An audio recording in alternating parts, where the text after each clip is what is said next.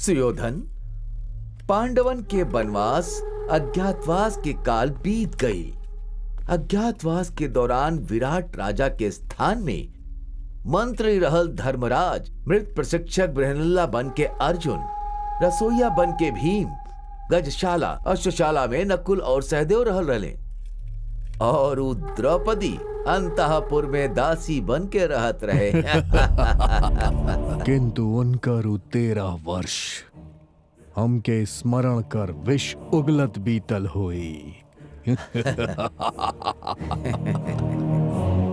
अज्ञातवास समाप्ति के अंतिम दिन सूर्यास्त के समय तोरे पितामह के ही पांडवन के पता चल गई रहे। सूचना अगर पहले मिलल होत तो उनकरा फिर से 12 साल अरण्यवास और 1 वर्ष अज्ञातवास में भेज सकत रहनी हम। कहीं कुरुक्षेत्र युद्ध के पूर्वाभास तो ना। भ्राता लोग, हमरा पे अभिमान करके कौरवन के पास राजदूत बन के जाए के कहताड़ा। हम तैयार बानी। अनहोनी के टाले खातिर अपन सारा शक्ति के प्रयोग करब। धर्मराज, कहा कैसन संधि के प्रस्ताव रखी? न्याय से हमने के मिले वाला आधा राज्य ता हम कितना भी कोशिश कर ली, वो दुर्योधन ता हम के दीना। शायद 5 गांव ही दे दे, ऐसन प्रस्ताव रखी। भ्राताश्री, ओ दिन कुरु महासभा में कौरवन द्वारा कई गई हमार अपमान की आग आज ले हृदय में ज्वाला बनल बा। इतना दिन से ई हमार ई खुलल केस ए आग के साक्षी बा। हमार पति हमार प्रतिज्ञा पूरा करे वाला वीर योद्धा बाड़े हम सोचनी, लेकिन अभी अपन पौरुष के माटी में मिला के खाली बातन में लागल बाड़े। यही से हम अपन माई के जाके आपन सहोदर धृष्टद्युम्न से ओ कौरवन के संहार करा के आपन बदला ले लेब। हाँ द्रौपदी, ई सच हा। भरल सभा में जब दुशासन तोहर केस खींच के तो क्या अपमानित करत रहे, हाथ बांध के बैठल रहे वाला हमनी खाली बात ही कर सकेनी। भीम, शांत हो जा। शांति? हमनी के प्रतिष्ठा पूरा भइल खाली एगो भ्रांति हा। भीम, शांति शांति। जाई माधव जाई, अग्रज जैसन शांति मंत्र के पठन कैल हमनी के विधि लिखित बा। जाई माधव, खाली 5 गांव ही दया भीख में मांग के दुर्योधन से हमनी के संधि करा दी। जाई। अर्थात 5 गांव ही उपयुक्त बा, यह सबके राय बा? ना, हमार राय ना, ये हमरे अग्रज के राय बा। अच्छा अच्छा। अर्जुन, आपन संदेश बतावा। हमार भाग ना दी है तो फिर वो दुर्योधन हो कि भीम के भुजा के हिस्सा। राज्य भार भ्राताश्री के भाग में हमरे भाग्य हो कि समस्त सैन्य बल ऐसा चुनौती देनी। बोल दी हम आधा। ठीक बा, सब कुछ तनी भार डाल के ही कहा।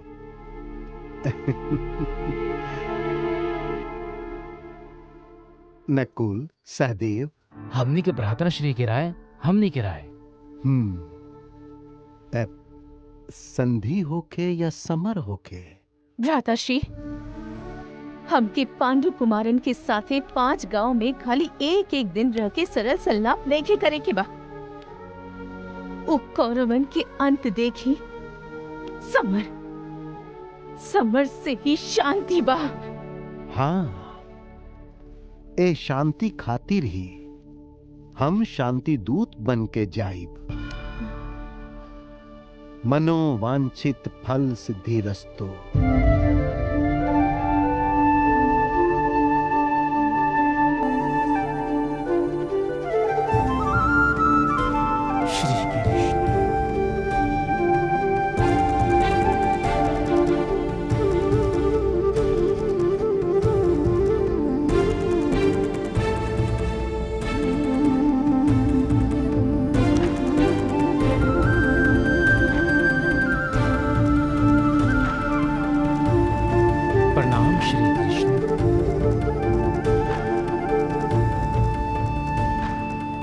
ए सभा के पांडवन के शांति दूत कृष्ण के प्रणाम बा।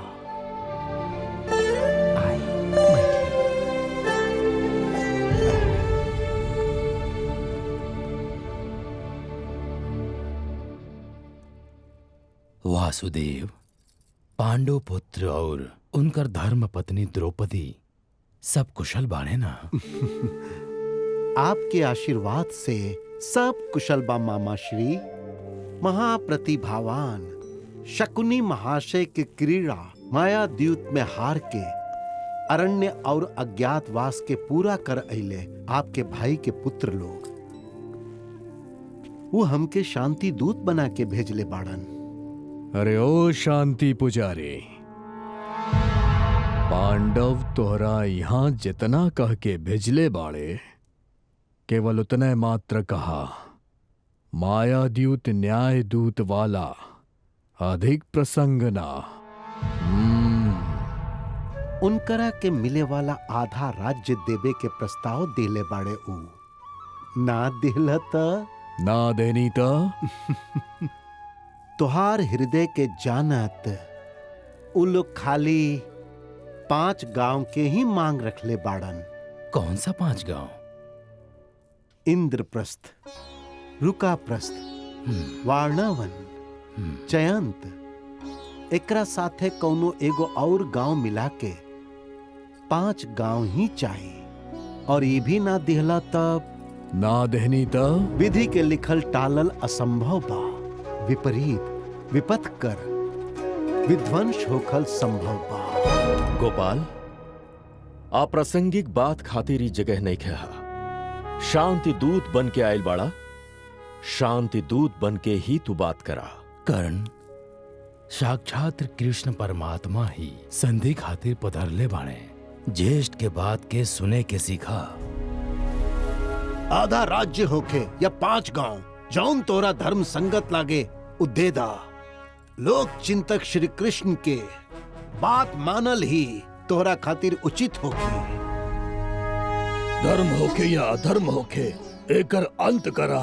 एक अंत के बाद कौनो भी कारण से वैमनस्य ना होके सुयोधन।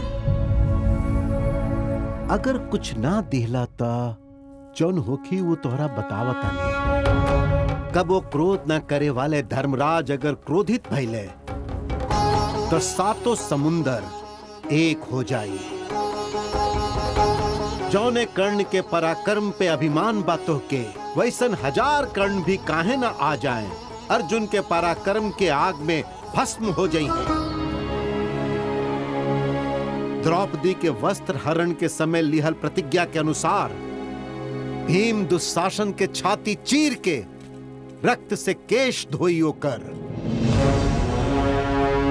द्रौपदी के देख के जांग पर बैठावे खातिर कैल संकेत खातिर तोहरे जांग के वो भीम चीर डाली। अगर ये सब ना चाही त संधि कर ला। हे शांति पुजारी, बंद करा अपन अप्रासंगिक बात। इंद्रप्रस्थ, रुकाप्रस्थ, जयंत, वर्णावन, ये सारा गांव हमार पिताश्री आदिकाल में ही दान स्वरूप दे चुकल बाड़े। ओकरा ता दे ना सकेली, ये ता अच्छा तरह पता बता। अगर उनकर मांग पूरा ना करी ता युद्ध हुई, और ई युद्ध में हमार मित्र के, हमार भाइयन के वो का करी है। ये बात भरल सभा में प्रकट कर देला। यदि हम संधि मान के उनके दे भी देवेली ता मांगल 5 गांव हम सामंजस्य देले बानी या समर के डर से देले बानी।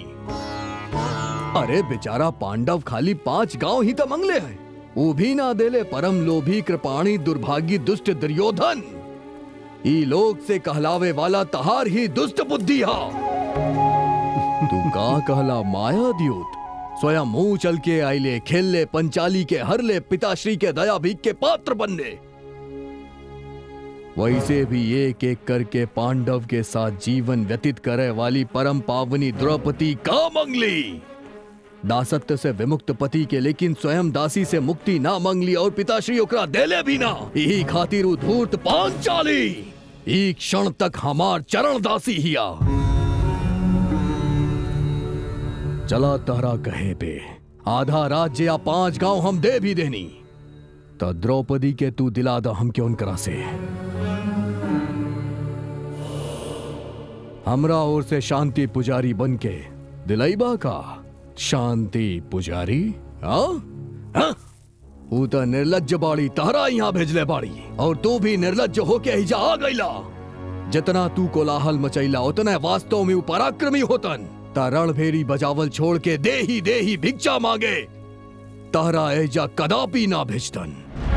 समर छोड़ संधि करी संधि चाहे वाला, रन काय रन के का कही। शीश झुकल सतधर्म पत्नी के चीर हरण देख के, सभा में मौन रहे वाला सत्यहीन के हम का कही। ऐसे होके अपमानित ए क्षण तक नपुंसक से बैठल ई प्राण रहित अस्थियों के का हम कही। सर्वदा संधि नहीं, निकृष्ट निस्तेज अधमो संग संधि। श्यामल रंग श्री कृष्ण श्री कृष्ण।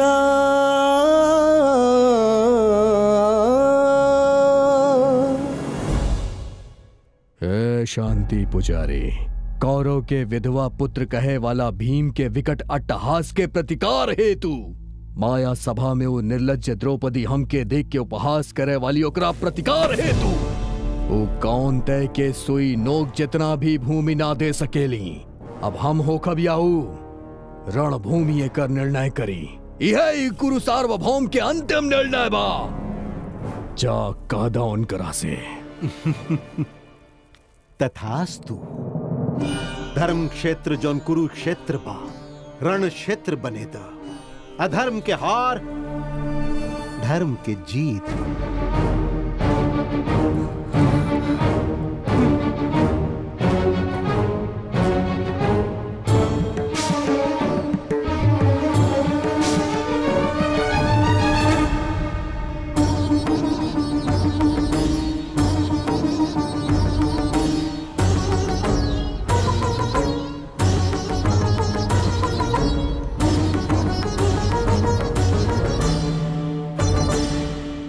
अंगराज दुशासन मामा शकुनी समर खातिर तैयार रही। हमनी के पराक्रम के आगू पांडव के मिट्टी के कीड़ा से शमशान भेज दी। गदाधर योद्धा हमार परम मित्र, तोहरा इच्छा के हम पूरा करब। प्रलय कारक अग्नि के ज्वाला बन के युद्ध में बिजली जैसन बरसब हम। जैसन केहू देख लेना होखी वैसन तांडव करके ऊ पांडवन के समस्त सेना में प्रलय घोष के सृष्टि कर देव। ई सत्य बा मित्र। सृष्टि संभव बा, बाकी सृष्टि संभावना खातिर नारी के साड़ी के चोर, मुरली के तान से लोगन के घेरे वाला, कुटिल नाट्य कपटी उग्वाला चतुर कृष्णा परमात्मा जौन बाना ओकरे लगे जा। कौना खातिर? युद्ध में सहायता मांगे खातिर। उनकरा से हाथ जोड़ के तू याचना करा। मामा गर्दन काट दे बिना कोनो तलवार के। आजन्म स्वाभिमानी बानी हम, हाथ जोड़ के याचना करी। राजनीति यह हो खेला। अगर प्रयोजन होखे तो चरण पकड़ला, सिद्ध हो जाए प्रयोजन तो वही चरण के मरोड़ के फेंक दा। मामा श्रेष्ठ बुद्धिमान बाड़ा। ऐसे आज हम जन ली कितना अभागा बानी हम। यदि तुहार सहोदर समूह आज हमरा साथे होत त सप्त लोक के सार्वभौम हम होती। गुरुवंश निर्मूलन ही हमार ध्येय बा। श्री कृष्ण परमात्मा पासा हमार, खेल तोहार।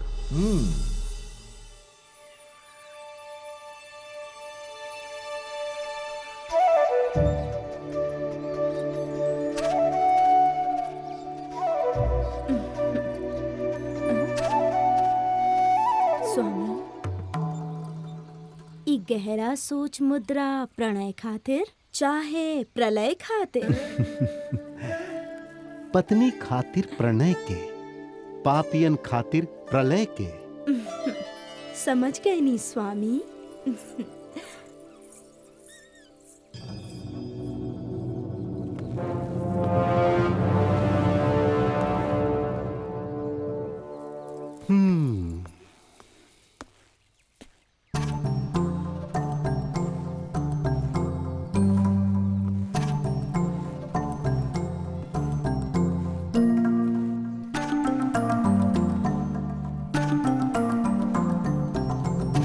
सच्चा निंद्रा में सूतल बाड़े या कपट करा तारे, जौन भी होके कार्य साधन खातिर प्रतीक्षा कईल राजतंत्र हा।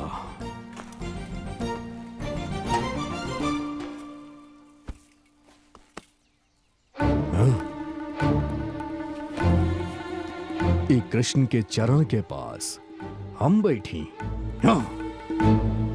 ई हमरा जैसन राजा खातिर योग्य नहीं के।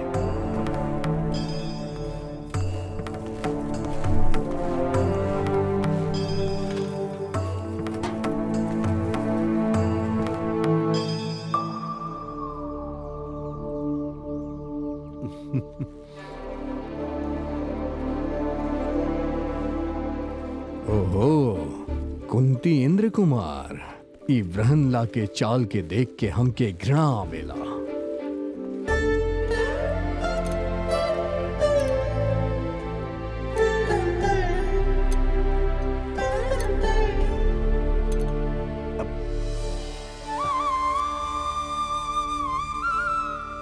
अर्जुन, तू और यहाँ कैसे आयल भइल? सब कुशल तो बाना? आपके अनुग्रह से सब कुशल ही बा माधव।